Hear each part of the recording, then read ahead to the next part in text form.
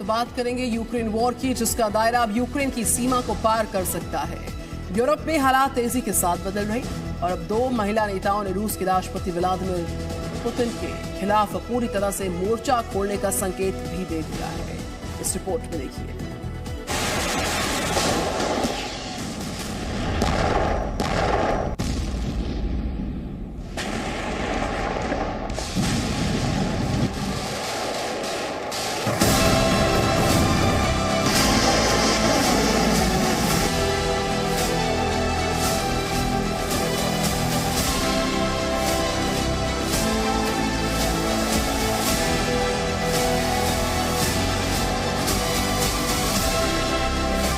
NATO में शामिल होने की ज़ेलेंस्की की जिद के साइड इफेक्ट्स दुनिया पिछले 2 महीने से ज्यादा वक्त से यूक्रेन में देख रही है।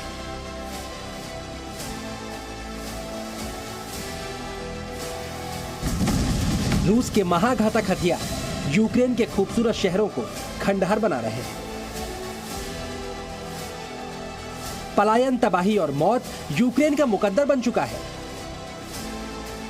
ज़ेलेंस्की झुक नहीं रहे और पुतिन रुक नहीं रहे।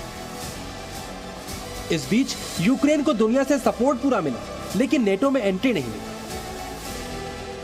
लेकिन यूक्रेन का यह हश्र देखने के बावजूद 2 यूरोपीय देश यूक्रेन की राह पर चलने की तैयारी कर रहे हैं और इसी के साथ इन दोनों यूरोपीय देशों पर यूक्रेन जैसे हमले का खतरा बढ़ गया है।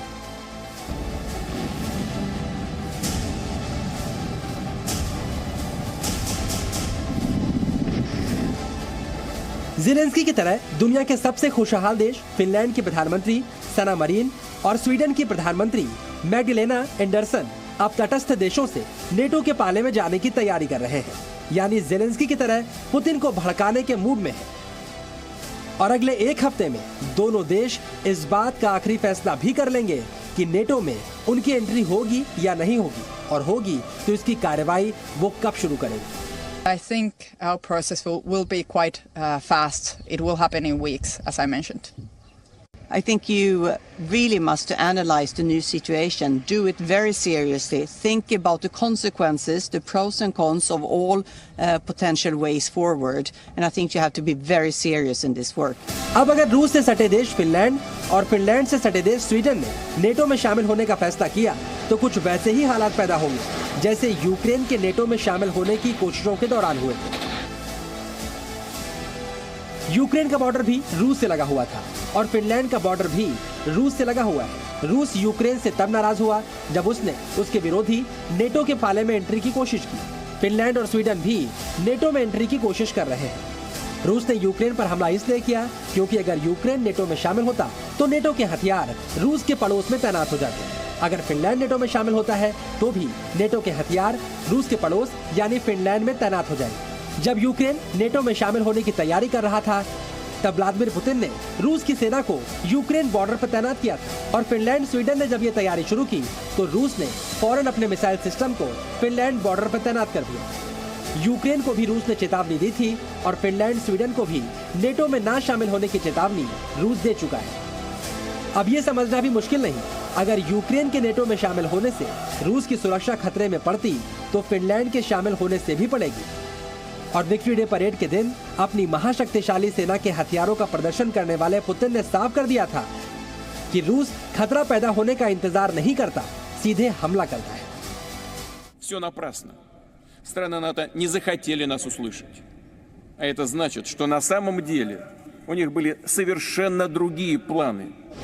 फिलहाल रूस ने इस्कंदर मिसाइल सिस्टम की फिनलैंड बॉर्डर पर तैनाती करके इस बात के संकेत भी दे दिए कि फिनलैंड और स्वीडन पर भी वो कोई रहम नहीं करने वाला। और ये भी बहुत बड़ी सच्चाई है, जिस देश की धमकी को अमेरिका और ब्रिटेन भी हल्के में नहीं लेते, उसका डर फिनलैंड और स्वीडन को भी है, क्योंकि फिनलैंड और स्वीडन को नेटो की सुरक्षा तब मिलेगी जब वो नेटो के सदस्य बन जाएंगे। लेकिन इन दोनों देशों के नेटो में शामिल होने से पहले ही रूस बड़ा धमाका कर सकता है और ये डर फिनलैंड के विदेश मंत्री की बातों में भी नजर आता है। Before you are accepted as a member, there is a process of 30 NATO member states has to ratify the agreement, and this will take time in their parliaments, maybe 4 months, up to 12 months, depending on the rapidness of the parliamentary processes. And of course, that is a period where you have to rely to your own security, to rely your own defense forces. And Perspective. यानी Sweden और Finland पूरी तरह समझबूझकर आखिरी फैसला करना चाहते हैं, क्योंकि पुतिन का गुस्सा इतनी तेज असर करता है कि नेटो जब तक दो देशों को बचाने आएगा, सब कुछ खत्म भी हो सकता है, बहुत देर भी हो सकती है। Bureau report, ji media. Presenting B News app, available on Google Play and App Store. Download it now.